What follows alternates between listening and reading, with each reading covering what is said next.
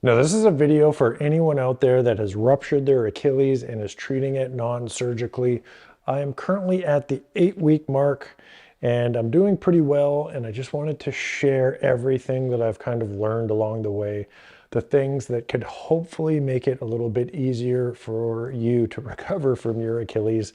It can be a difficult, lonely journey, so I'm super happy to try and share anything that I can. The channel that I'm posting this video on is my Funny Carpenter YouTube channel. It's all about home renovation and carpentry type things. So if you have some doors that aren't working or you want to do some trim work, check out the channel. If not, hopefully this video can help you with your recovery. I'm at week 8. At the end of the video here, I'm going to pop on my other shoe and I will show you my slightly pathetic walking form. But it is amazing to be walking at all, so I'm super happy to share that with you. Let's start off right at the beginning. The most important thing is to get to see a medical professional straight away. That way you can get your foot in a splint and pointed down. That way your tendons can get back together and have a chance to heal. Now, you can have surgery, you can go non-surgical. I decided on non-surgical just because of avoiding potential risk for infection and complications with the anesthesia. And if you look at a lot of the literature that I've seen online, the recovery can be just as good. You might never reach that super peak performance that you're going to have when you get that tendon just wrapped up nicely and perfectly put back together. But I'm 46 years old and I'm probably never, my peak days are long gone. And I've been progressing nicely this far, so hopefully it keeps up. Now, the first thing that I just want to mention here that I wish I knew was how to use crutches. For the first 2 to 3 weeks, you're going to be non-weight bearing for the protocol that I was on. And I had the crutches jammed all the way up and my arms were locked out straight. That is not the way that you want to go.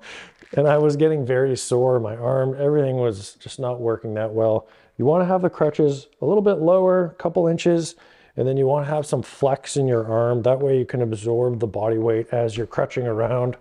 And it works 100 times better than being rigid and locked out like this. And yeah, that made a huge difference. So talk to your physio or your surgeon, but just make sure that you get these things set up properly. It'll make a world of difference. And then let me mention here the protocol that I've been following. I'm in Canada and I've been following the Banff protocol. I will link this in the description. It kind of walks you through all the different stages and everything exercise-wise. It's a really good little program. And the boot that I'm using here is the Osher Aircast boot. In terms of the wedges that it came with, you start off with just a huge amount of wedges. You take them slowly out. The schedule that I followed, I will put that right on the screen over here. I followed it fairly closely, not to an exact T. What I would mention with these wedges, it helps if you take them out kind of midday towards the end of the day. That way you can have time to recover and not overdo it. And yeah, I basically took them out according to the schedule, and I've been out of the wedges for about 4 or 5 days, and it's feeling good. It's definitely gets a little tight the first day or so that you have the next wedge out, but it's been good. Let's talk about this boot. The boot. So the first thing that I'm going to mention here is you want to change your socks every day if you can. When you first injure your foot is wildly unstable and it can be very difficult to get a sock on and off. I found these Medi-Ped socks to be invaluable. They're kind of a diabetic sock, really loose fitting for people with poor circulation. And yeah, I was trying to get on just a regular sock for the first little while, and then I didn't want to change my socks. And then the boot, it's hard to keep this boot fresh. So these socks made a huge difference. I will link these in the description. You can buy them off Amazon. They're just really loose fitting and so easy to get on and off. And they come up nice and high, so you have that kind of the barrier all the way up in the boot. And I would change these every day. The next thing here to mention with this boot, this particular one, I was starting to get a cut right on the top of my ankle here. So I ended up taking one of the socks, cutting it off, and then just placing it over top here. And that definitely solved the cut problem because you don't want to have a wound in there. And yeah, one little tip with the boot too is for the first while, I was always trying to open these flaps because they stick to your sock. How you want to get the boot on is just your foot's going to be pointed down anyways. Put it in like this, and it's much easier to get the boot on and off that way. It was a real struggle there for a while. And yeah, you can see me now. I'm taking the boot off. My foot is nice and strong now. For the first 2, 3, 4 weeks, your foot is not going to be stable or strong. You have to be very careful with it. I would always take it out of the boot in a room by myself. And my wife tried helping me with the sock a few times, but I like to do it myself. And these socks are amazing. Super easy to get on and off. Highly recommended. When it comes to showering, you're supposed to shower with the boot on. What I found here is I ordered this little unit off Amazon. The first one that I got was way too small and it was virtually impossible. My wife was trying to help me put it on for about 15 minutes. There was a lot of heated moments. With these bags here, get your boot in there and it's not gonna want to go around the ankle. When you're trying to put it on the ankle, push it all the way to the front. With your offhand, just grab hold of the boot right here and hold it rock solid, and that way you can reef that thing around. Otherwise, with your tender foot, you're not going to want to tweak it around. It doesn't feel great.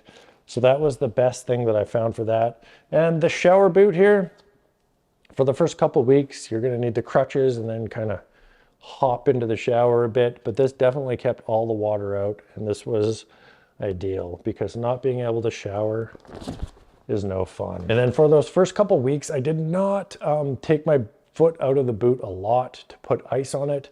I basically spent a lot of time on the couch with my foot up on a pillow, just keeping it elevated. That way it wouldn't swell up as much. Huge thanks to my wife. She was always helping me and supporting me and just taking really good care of me, with my son as well. So if you have any family that can help you out, that is going to be critical to make things easier.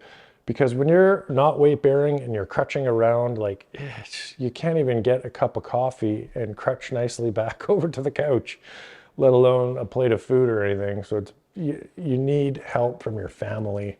And yeah, try to be as nice as you can to them because it's a difficult time for everyone. All of a sudden they have to do all this extra work.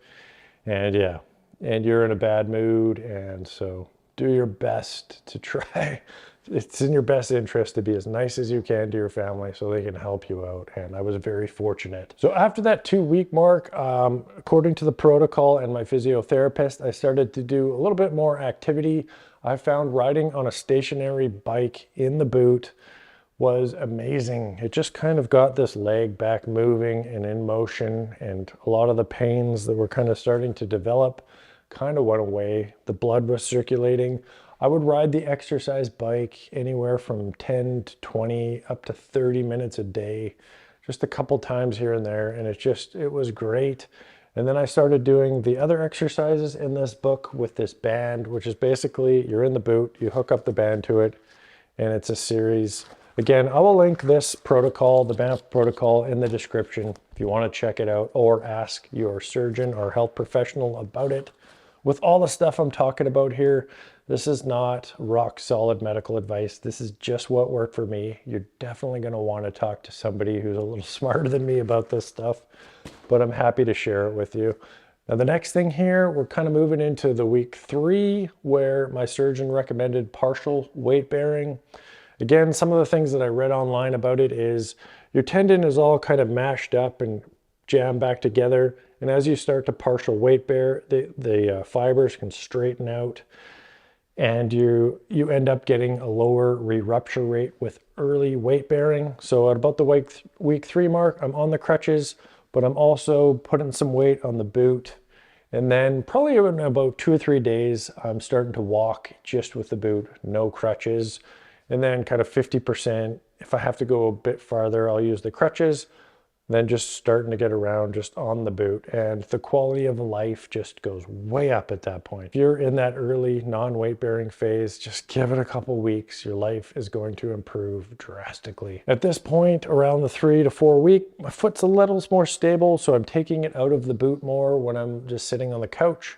I found some frozen peas would be nice to just ice various parts of my foot, keeping it elevated. Let's talk quickly about sleeping. You're supposed to be sleeping in the boot, and that is, I'm still not sleeping that great. I'm just supposed to be starting without the boot tonight, but with this boot, what I would mention here, one of the worst things was I would be sleeping and I found it was nice to put the boot up on a pillow because I'm a side sleeper. But with my foot on the pillow, I would wake up in the middle of the night with just the worst heel pain you could ever imagine. It was like my heel was just on fire and numb, and I would have to take it out of the boot and just try to bring it back to life a little bit. Removing the pillow and just sleeping with my foot on the bed sideways this way was much better. It pretty much eliminated that heel pain. I'd have a little bit of a mild discomfort there, but nothing like when it was elevated on the pillow. So you may want to try that out if you're having that same type of pain in your heel, because that is not nice. Another thing I'll mention here with this boot, when you start partially and fully weight bearing, something I found very helpful was this even up, which you can put onto your other shoe. That way you can kind of level out your hips and you're not going to have as much kind of awkward motion. The even up comes with different levels of foam platforms. You can kind of measure them up with the wedges that are in the boot. And as well, once I started taking my foot out of the boot more, I got one of these rollers, and this is just one of the best things that I've had throughout this whole journey. And to start off with, you have no power to roll out the front part of your foot, but you can really roll out that heel and just bring some life back into it because it doesn't feel good at all. And the rolling is just, it feels great. And then what I would do is just throw that foot on the front of your foot and then get some pressure, and it will feel tingly and it will feel amazing. And I highly recommend it. I'll link this roller in the description. I purchased it off Amazon. And yeah, I would do this 3, 4, 5 times a day. Anytime I took it out of the boot, I would just roll it around, and it just brings the life, because everything is just dying here. You can see the different sizes of my calves. This calf is like half the size of this. And then for the first 7 weeks, I could barely fire the calf up at all. It was just a bowl of jello. So this was a huge help. In terms of the exercises, you're going to want to kind of stick to the protocol that you're on. The nicest thing, again, was riding the bike, using the yellow band, and then just doing the side flexions, just getting some mobility. The towel scrunch was really nice just to get some strength and some mobility back in the foot, which doesn't end up moving for about 3, 4 weeks. And I started just, as you feel comfortable. When you first try to do something new, you're going to be alarmed at how dead and motionless everything is, but it will come back pretty quickly. Just take your time, don't overdo it. Don't be afraid that you're never going to be getting back to the way that you were. Probably around week 6, 5, 6, I started doing seated calf raises. And again, the first attempt was like, I couldn't even move my foot. I pretty much had to just lift my leg up and pretend that I was doing it. I found it helpful to get both the sides working at the same time, as if to send a signal over to this side, like, this is what you need to do there, sucker. And 2 days later, I can actually raise this one up to about the same level as this one. And that's a huge milestone, because for the first day or so, I'm like, this leg is just never going to be anywhere close to this one. And now that I can kind of raise them up similarly, now that I can raise them out about the same, it's a much better feeling. And you can actually see, this calf kind of turning on and firing up, which is awesome, because for the first while, it's like the deadest calf you could ever imagine. And then also around the week 6 mark, at physio, he wanted me to start standing up, holding on to a desk, and just kind of getting some weight on that foot. It's going to feel super awkward and painful the first little while, but you'll be surprised at how quickly it comes back. And then as of today, just before the week 8 mark, I'm just starting to do some calf raises. And again, you want to be holding on to something. I'll show you over here. Holding on, and then just, I can't put a lot of weight on here, but just starting to feel the muscles working again. So I'm going to put the shoe on and I will show you my walk. It is amazing. As of today, I'm supposed to just be wearing the shoe unless I go into some situations where I need the boot, where it's kind of an unknown, unstable situation. But yeah, let me show you the walk. And just full transparency, I did put the shoe on yesterday and take a few steps. And then today at physio, I was taking a lot more steps.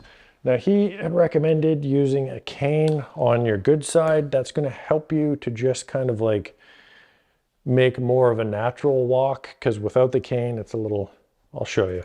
So with the cane on the good side, this is my bad leg here, just walking, and he was recommending just to try to roll that foot up, kind of like a normal gait. So I'll show you that.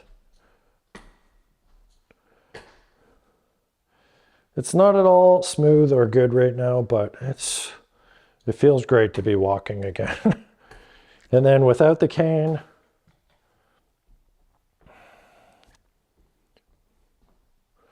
you can see it's a little more labored and injury.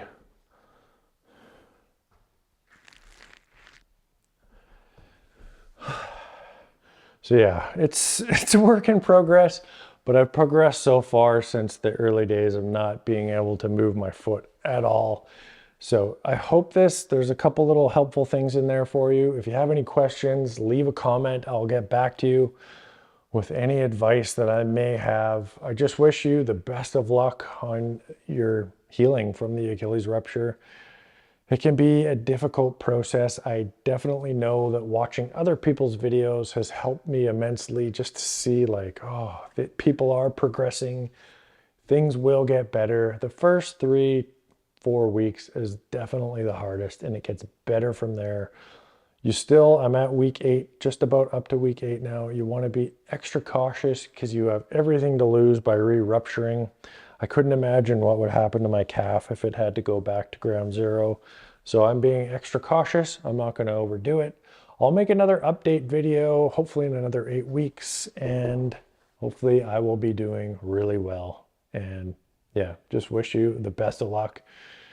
And yeah, I'm sorry that you're dealing with this injury, but maybe it's not for the best. There's nothing good about it, but yeah, I'm going to wrap it up.